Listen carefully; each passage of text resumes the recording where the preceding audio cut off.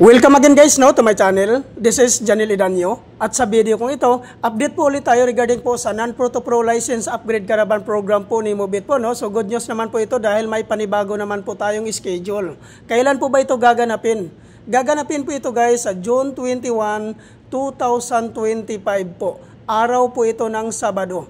Take note po guys, 400 applicants lang po ang tinatanggap po dito. Kaya po kung ikaw po isang non-professional driver's license holders po at gustong sumali po sa programa na ito, pumunta lang po kayo ng mas maaga dahil po kayo po ang mas mauna sa pila po dito. So ano po ba ang mga requirements po na kailangan po nating i-prepare before po tayo pumunta sa Move-It Training Facility po sa Marikina City? Ang number 1 po na requirements po dito, which is yung existing non-professional driver's license, 6 months and above ang validity. Number 2, BIR tax identification number or TIN number. Number 3, NBI clearance. Number 4, no LTO violations.